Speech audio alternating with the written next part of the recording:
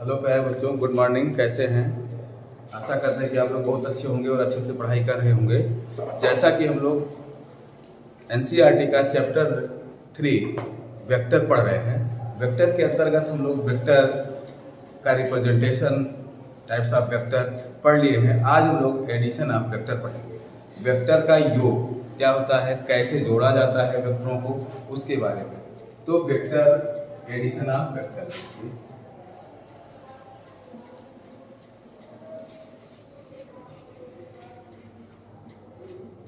Addition of vectors, addition of vector के बारे में हम लोग, ठीक ना। तो आप लोगों को ये बता दे कि जब दो वेक्टरों को जोड़ना होता है तो वो कई विधियों से जोड़ा जाता है। एक त्रिभुज विधि से, जो सामान्य तौर पर हम लोग त्रिभुज विधि से, समांतर चतुर्भुज विधि से जोड़ते हैं। तो आज हम लोग ट्रायंगल मेथड यूज करेंगे। क्या करेंगे? Triangle method.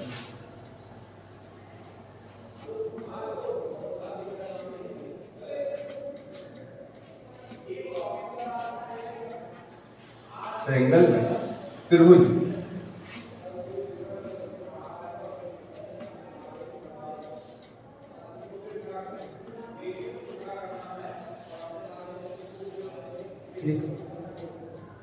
तो इसको जोड़ने से लिए हमें, अगर मान लीजिए दो वेक्टर दिए गए, सपोज दैट वेक्टर ए दिया गया है, वेक्टर ए आपको दिया गया है और वेक्टर बी दिया गया है। कह रहा है इन दोनों का योग ज्ञात करो। वेक्टर ए दिया गया है और वेक्टर बी, इनका एडिशन करना है। तो हम लोग ट्रायंगल मेथड अपनाएंगे। त्रिभुज विधि में सर्वप्रथम क्या करेंगे, दोनों वेक्टरों में से कोई एक वेक्टर हम ले लेंगे, ठीक ना। कोई एक वेक्टर उठाएंगे पहले।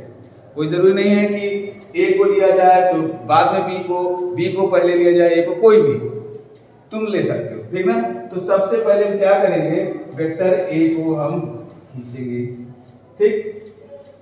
इसको आप जानते हो बाणाग्र है, ये क्या है, हेड है, ये टेल होता है। इसके बाणाग्र से जिस डायरेक्शन में है इसको हम बढ़ाएंगे और उसी डायरेक्शन में जो दूसरा है उसको हम ड्रा कर देंगे। तो देखिए, अगर इसको देखा जाए तो इतना एंगल बना रहा है, पर ये आपका एक्सिस से कितना, थीटा। तो ऐसे इसको हम ऐसे थोड़ा सा आगे बढ़ाकर और थीटा एंगल पर बी को समझ में। कहने का मतलब है, वेक्टर ए को पहले ड्रा किए, वेक्टर ए के बाणाग्र से सेकेंड वाले का जो टेल है उसको और एंगल बनाते हुए खींचेंगे, ठीक ना। कोई इसमें डाउट? फिर उसके बाद हम लोग क्या करेंगे, ए और बी हम ड्रा कर लिए।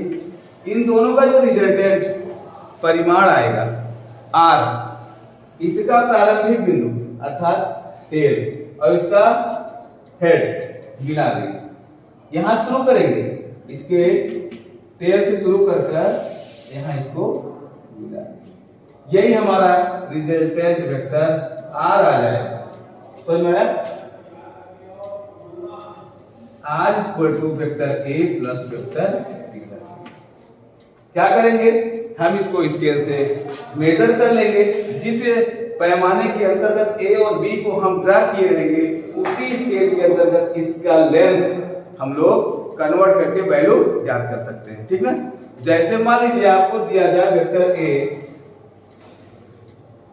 इसका मान और इसका मान, जिस स्केल पैमाना मानकर आप यहाँ ड्रा किए रहोगे सेंटीमीटर में, फिर इसको आप पटरी से नाप लो तो इन दोनों का इक्वल वैल्यू आ जाएगा। समझ में आया कि नहीं आया? तो ये तो हो गया आपका ट्रायंगल मेथड। अब आपको ये है कि इसके जो परिणामी आया है, जो परिणामी वेक्टर आर आया है, इसका डायरेक्शन क्या होगा। परिमाण तो आपको मिल जाएगा, रिजल्टेंट वैल्यू मिल जाएगा। अब इसका दिशा भी तो होना चाहिए, किस दिशा में है। तो दिशा ज्ञात करने के लिए चाहे आप वेक्टर ए और आर के बीच का कोण को आप नाप लीजिए, चाहे आर और बी कोण, वेक्टर आर जो आया रिजल्टेंट या बी, इनके बीच कोण को फाइंड आउट कर लीजिए, वही तुम्हारा रिजल्टेंट वैल्यू, ये रिजल्टेंट जो वेक्टर आएगा उसका डायरेक्शन समझ में आया नहीं आया। तो कहने का मतलब है हम लोग अगर दो वेक्टरों को त्रिभुज विधि से जोड़ रहे हैं तो दोनों में से कोई एक वेक्टर ले सकते हैं। पहले एक वेक्टर लिया गया, उसके बाणार्क से सेकेंड वेक्टर को जोड़ेंगे। सेकेंड वेक्टर का क्या, टेल, मूंछ को, उसके मतलब पहले वेक्टर के बाणार्क से दूसरे वेक्टर का प्रारंभिक सिरा जोड़ेंगे, ठीक। फिर उसके बाद पहले वेक्टर के प्रारंभ से और दूसरे वेक्टर के बाणार्क तक हम एक वेक्टर खींचेंगे, वही हमारा ए और बी का जो होगा रिजल्टेंट जो है रिजल्ट वेक्टर आएगा, जिसे कैपिटल आर कहेंगे, ठीक ना। अब देखिए अगर हम सपोज दैट आप कह रहे हैं कि हम ए ही को पहले क्यों लिए, हम बी को भी ले सकते हैं। क्या ले सकते हैं, बी को भी, ठीक ना। तो अब हम लोग बी को ड्रा कर लेंगे। तो अब हम कोई जरूरी नहीं कि ए को ही पहले लिया जाए, हम बी को ले लेते हैं। अब देखिए बी का डायरेक्शन क्या है, यहां बना देते हैं, देखिए बी ऐसे है, बी का डायरेक्शन ये वेक्टर बी, ये दिखाई वेक्टर बी। अब ए का डायरेक्शन तो ऐसे है, क्षैतिज है, तो हम यहां से ए को ऐसे खींच सकते हैं, ठीक है, वेक्टर ए हो गया। देखिए हम पहले बी को उठाए फिर ए को। अब यहां वही नियम लगाएंगे कि जो पहले वेक्टर लिए थे उसका जो प्रारंभिक सिरा यहां से और वेक्टर दूसरे वाले वेक्टर ए के बाणार्क उसमें जाके हम ऐड कर देंगे। ये हमारा आर डैश मान लीजिए आ गया, आर डैश इक्वल टू हो गया वेक्टर बी प्लस वेक्टर, ठीक। तो दोनों का जो वैल्यू आएगा रिजल्ट वो सेम आएगा। तो कहने का मतलब हमारा ये हुआ कि हम अगर दो वेक्टर दिए गए हैं और दोनों का त्रिभुज विधि से जोड़ एडिशन कर रहे हैं तो दोनों वेक्टर में कोई भी वेक्टर हम पहले चूज कर सकते हैं, ठीक। नेक्स्ट उसके बाद दूसरा वेक्टर, लेकिन जिस डायरेक्शन में होगा उसी डायरेक्शन में हम उसको ऐड करेंगे। प्रारंभ में जो हम वेक्टर लेंगे उसके बाणार्क से ही शुरू करेंगे, ठीक ना, और जो उसका एडिशन आएगा उसके प्रारंभिक बिंदु से अंतिम बिंदु तक हम लोग जोड़ देंगे, ठीक ना। तो ये देखिए दोनों का कहने का मतलब जो वैल्यू आया है आर वेक्टर जो आया है वो आर डैश के इक्वल होगा। समझ में आया नहीं आया, तभी तो माना जाएगा कि कोई एक वेक्टर उठा लो और दूसरा वेक्टर उसके बाद ऐड कर दो, दोनों की वैल्यू एक आएगी। और आप लोगों को परिमाण निकालना आपको आ गया है। अब दिशा हमने बताया कोई आर के साथ जो रिजल्टेंट वेक्टर आया है उसके साथ कोई एक वेक्टर का एंगल निकाल लो, वही उस वेक्टर का परिणामी का दिशा हो जाएगा, ठीक है। इसमें किसी को कोई डाउट हो तो बताओ। This is a triangle method है, दो वेक्टरों का जोड़ने का त्रिभुज विधि। समझ में आ गया कि नहीं आ गया, अच्छे से आया।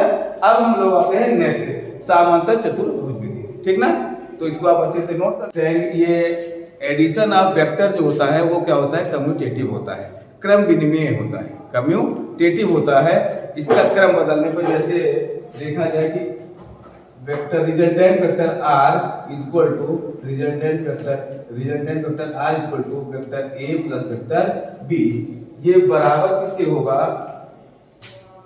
आर ही, ये R equal to vector B plus vector A. Commutative मतलब क्रम बदल दिया जाए, ठीक ना। a plus B, vector a plus B का मान जो आएगा वही मान b प्लस a का होगा, ठीक ना। तो कहने का मतलब है कि वेक्टर का जो एडिशन होता है वो क्रम विनिमय होता है। क्या होता है, क्रम विनिमय, कम्यूटेटिव होता है। समझ में आया कि नहीं आया। तो अब देखते हैं कैसे होता है। जैसे मान लीजिए सपोज आपके पास दो वेक्टर हैं, वेक्टर a और वेक्टर b, इनका एडिशन हमें निकालना है, इनका एडिशन निकालना है। आप लोग करते क्या हो, टेल टू हेड मेथड लगाते हो। पहले कोई दोनों में से कोई एक वेक्टर आप चूज करते हो, उसको आप बनाते हो। देखिए तो ये मान लीजिए वेक्टर ए को बना दी, वेक्टर ए हो गया, कोई दिक्कत तो नहीं ना, वेक्टर ए हो गया। अब हम वेक्टर बी को, वेक्टर बी का डायरेक्शन जो है वही सेम, इसको बोलते हैं जिस डायरेक्शन में हो उसी डायरेक्शन में इसके हेड से जोड़ेंगे, लेकिन उसको क्या कहते हैं, पैरेलल शिफ्टिंग कहते हैं। क्या कहते हैं, पैरेलल शिफ्टिंग, मतलब उसी के समांतर लाया जाता है। जैसे अब समांतर लाने का मतलब क्या है, अगर हम यहाँ से इसको देखें तो कितना एंगल का कोण बना रहा है, मान लीजिए सपोज है तो थीटा एंगल कोण बना रहा है, कितना बना रहा है, थीटा एंगल। तो इसी को हम ले आएंगे ऐसे, सेम ऐसे लाएंगे, ठीक ना।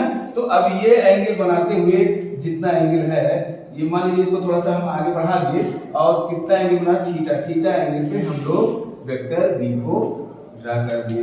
इसको उठाकर ऐसे सेम ऐसे लाए, ठीक ना, जैसे इसको लाया गया, देखिए इक्वल ऐसे लाया गया ना, ये कहते इसी को पैरेलल शिफ्टिंग कहते हैं। सेम एंगल पे ऐसे शिफ्ट कर देना, ठीक ना। तो अब ये एंगल जो जितना बन रहा था इसके एक्सिस के अकॉर्डिंग, जो ये समानता इसको बोलते हैं अक्ष के अनुदिश, जो कितना एंगल बना रहा था, थीटा बना रहा था, तो उसी कोण के बराबर ही यहाँ पैरेलल शिफ्ट किए, समझ में नहीं।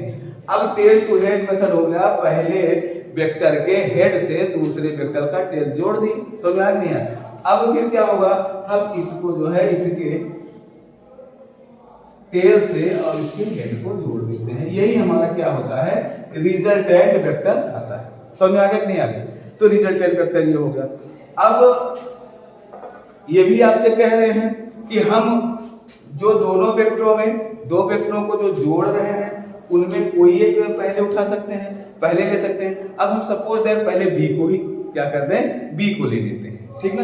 देखिए अगर हम बी को लेंगे तो ये हमारा क्या होगा, ये तो बी का डायरेक्शन इस तरीके है, तो हमारा क्या है, यहाँ मान लीजिए इसी बिंदु पर हम क्या कर दे रहे हैं, बी को ड्रा कर दे रहे हैं, बी को ड्रा कर दे रहे हैं। इसको हम एक्सिस मान लेते हैं, थीटा को एंगल पे ये आपका क्या है, बी, ठीक ना। इस बी को ले आए यहाँ, देखिए ऐसे लगा है ना कि बी कितना एंगल, इतने एंगल बना रहा है, इसी को ऐसे हम शिफ्ट कर दिए। तो पहले क्या चूज कर लिए, बी को ले लिए। आपसे कह रहे हैं ना कि हम दोनों में फ्री हैं, वी कैन ले to first A or B, कोई एक ले सकते हैं। फर्स्टली हम ए को भी ले सकते हैं और बी को भी ले सकते हैं। तो अब हम सेकंड कंडीशन में बी को पहले लेंगे। अब फिर आता है बी के बाद ए बन गया, इसका बड़ा होगा। अब सेकंड टेल टू हेड जोड़ेंगे, हेड टू टेल जोड़ रहे हैं ना। अब देखिए क्या होगा, हेड है इसका, इसी से तो दूसरे का टेल जुड़ेगा। तो अब इसको लाइए, तो अब देखिए क्या पैरेलल शिफ्टिंग ऐसे सीधे आएगा ना, एंगल तो चेंज नहीं होगा, इसका डायरेक्शन क्या है, एक्सिस के पैरेलल है, तो ऐसे यहां से पैरेलल लाके यहां, ठीक है, बन गया, ए भी बन गया। ध्यान से देखिए, ए ये बी, बी को और ए को ड्रा कर दिए। अब इसका जो रिजल्टेंट होता है क्या होता है, टेल टू हेड जाते हैं। प्रारंभिक इनिशियल पॉइंट ये था और ये देखिए इसको ऐसे मिला दिया गया, देखिए ये आर होगा। तो जब ये दोनों के लिए, देखिए यही तो आर पहले के लिए था, ए प्लस बी के लिए आर था और बी प्लस ए के लिए भी तो आर वही आया, इक्वल आ गया कि नहीं आ गया। तो we can say the addition of vector is also commutative. समझ में आ गया कि नहीं आ गया, कि जब हम देखें कि पहले ए को लिए, ए और बी को ऐड किए, जो उसका रिजल्टेंट आया वो जो ये आर आया है, यही तो आर, यही आर बी और ए के ऐड करने के बाद प्राप्त हुआ, नहीं हुआ। तो आप कह सकते हो ना कि जो है ये कम्यूटेटिव होता है, क्रम विनिमय होता है, क्रम बदलने पर भी वही वैल्यू, रिजल्टेंट वैल्यू वही प्राप्त होगा। समझ में आ गया कि नहीं आ गया। तो कहने का मतलब क्या होगा, ये अच्छे से समझ में आ गया। तो ये सत्य हो गया कि ट्रू है कि नहीं है, R resultant vector equal to A plus B और बी प्लस ए कर देंगे तो वही आएगा। समझ में आ गया, कोई दिक्कत नहीं है। तो इसको क्या कहते हैं, जो हम लोग जोड़ते हैं, हेड टू टेल जोड़ करके जोड़ रहे हैं, इसको पैरेलल शिफ्टिंग के अकॉर्डिंग जोड़ देते हैं, ठीक ना। और एक चीज ये जान लीजिए, ये रिजल्टेंट वैल्यू किस पर डिपेंड करता है, ये रिजल्टेंट वैल्यू किस पर डिपेंड करता है, एंगल पर डिपेंड करता है। दोनों वेक्टर, जो दो वेक्टर हम ऐड कर रहे हैं, उनके एंगल पर डिपेंड करता है। समझ में, अगर ये इसका जो है, अगर अब एंगल की बात आ गई तो हम लोग पहले वेक्टर के बीच में एंगल ज्ञात करना जाने क्या होता है, एंगल कैसे निकालते हैं हम लोग। दो वेक्टरों के बीच एंगल, अब देख लीजिए, the angle between two vectors,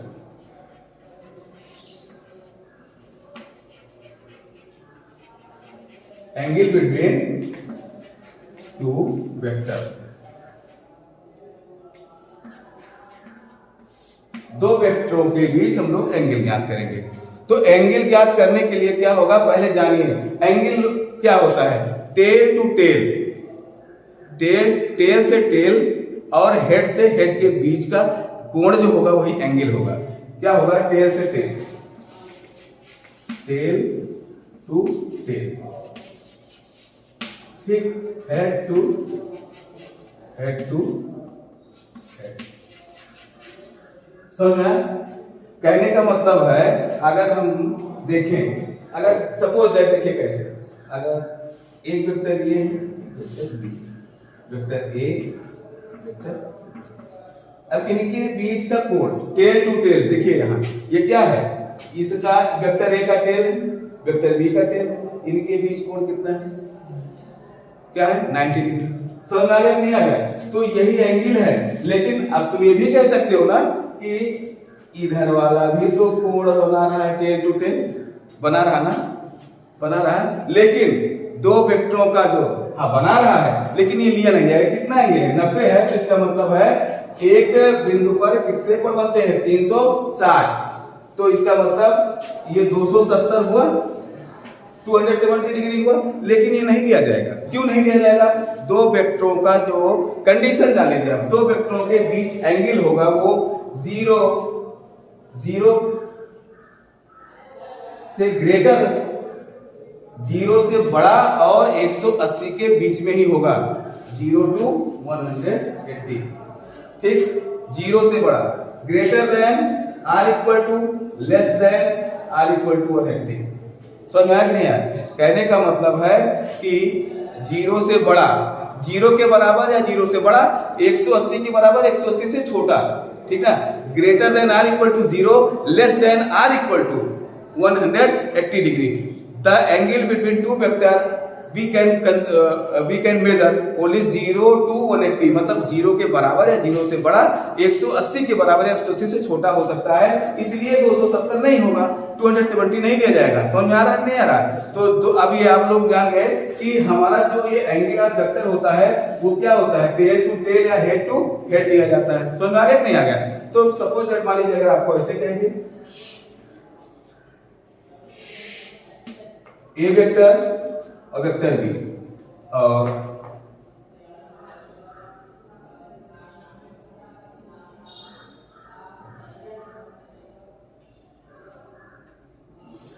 एक 120, तो ये क्या है 120 ए और बी के बीच 120 एंगल मेजर कर रहा है?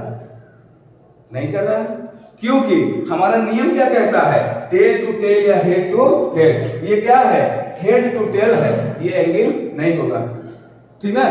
तो अब सपोज है इसको हम बनाए, इसका एंगल हमें ज्ञात करना है, हमें फाइंड आउट करना है what is the angle between A and B. तो हम क्या करेंगे, what is the angle, find what is the angle between A and B. तो हम नियम हमारा क्या कहता है, हम फॉलो कराएंगे। ये नियम कहता है टेल टू टेल एंगल होना चाहिए, टेल टू टेल या हेड टू हेड। तो इसको थोड़ा सा और आगे बढ़ा दें हम, ठीक ना। तो इसको अगर आगे हम बढ़ाएंगे तो देखिए पहला शिफ्टिंग क्या होता है, एंगल ना चेंज हो, तो ये क्या हो जाएगा, इसको आगे बढ़ा दो ऐसे, ये पैरेलल ही जाएगा ऐसे, ये आगे बढ़ जाए, ए यहां पहुंच गया। अब ये एंगल तुम्हारा क्या हो जाएगा, ये टेल टू टेल हो गया ना। एंगल देखिए वेक्टर बी का जो टेल है और वेक्टर ए का टेल दोनों मिल गया ना, तो इसके बीच जो कोण होगा वही तो हमारा एंगल बिटवीन टू वेक्टर्स कहलाता है। टेल टू टेल नियम फॉलो, हमारा रूल क्या कहता है, tail to tail head to head. समझ में आ गया नहीं आ गया? तो इसमें कोई किसी को डाउट है बताओ? अब ये 120 ना होकर 120 ना होकर 180 माइनस 120 करोगे कितना आएगा, 60 डिग्री आ जाएगा। कितना हो जाएगा, 60 डिग्री। तो क्या हो गया, ये एंगल नहीं था, इस एंगल को हम इग्नोर करेंगे क्योंकि हमारा नियम क्या कहता है, angle between two vectors be observe the tail to tail and head to head. समझ में आ गया नहीं आ गया? तो इससे 180 और फिर 180 डिग्री बनता है एक लाइन पर ना, तो 180 माइनस 120 कर देंगे तो 60 डिग्री आ जाएगा। तो कहने का मतलब ए और बी के बीच जो हमारा एंगल बना वो कितना आया, कितना आ गया, 60 डिग्री। अगर सपोज दैट एक एग्जांपल और ले लेते हैं, मान लीजिए कि अगर वेक्टर ए और ये है आपका वेक्टर बी, इनके बीच 90 डिग्री दिया गया है, तो क्या ये एंगल ऑफ टू वेक्टर कहलाएगा? एंगल ऑफ टू वेक्टर कहलाएगा? ये मेजर किया जा सकता है? यस, क्योंकि देखिए हेड टू हेड है, head to head, angle between tail to tail and head to head, we can measure the angle between two vectors. Simply we can say we find the angle between two vectors only head to head and tail to tail. यही होता है ना।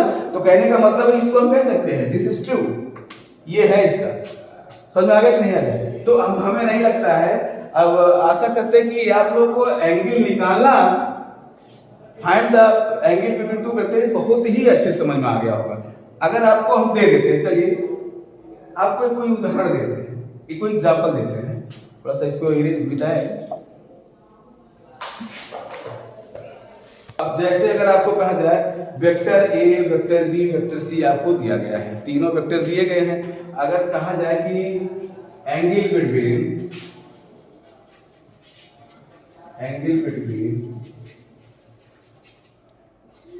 ए and B, A और B के बीच कोण ज्ञात कीजिए,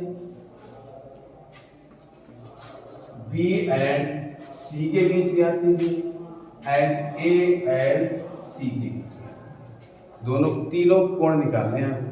तो अब हम पहले क्या करेंगे, तीनों के बीच में, ए और बी के बीच में कितना कोण है, बी और सी के बीच में एंगल निकालना है, और सी और ए के बीच में निकालना है। तो सबसे पहले क्या करेंगे हम लोग, किसी बिंदु पर तीनों को हम क्या वेक्टर को पहले ड्रा करेंगे, ठीक ना।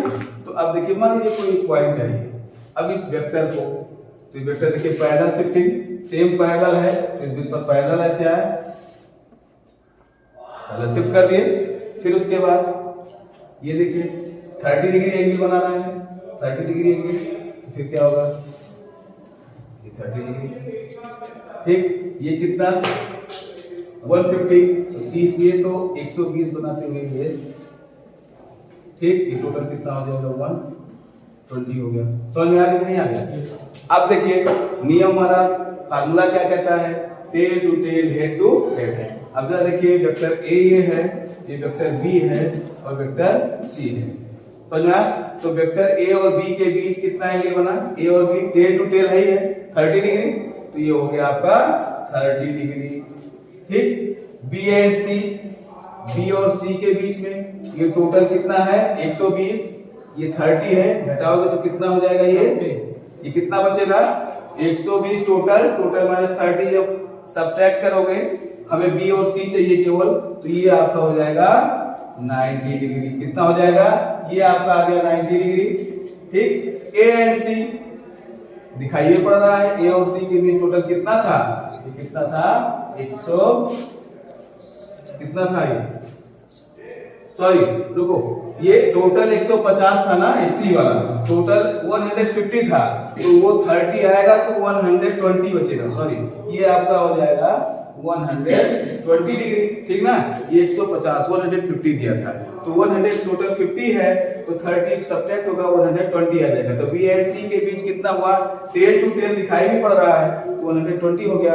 ए एंड सी के बीच में, ए एंड सी के बीच में 150 डिग्री, टोटल कितना है ये 150, तो इसका हो जाएगा 150। तो आशा करते हैं कि आप लोगों को बहुत अच्छे से आ गया होगा कि दो वेक्टरों के बीच एंगल ज्ञात करने के लिए, ठीक ना। तो फिर अगला जो है अब नेक्स्ट जो है वीडियो में पढ़ाया जाएगा। Thank you.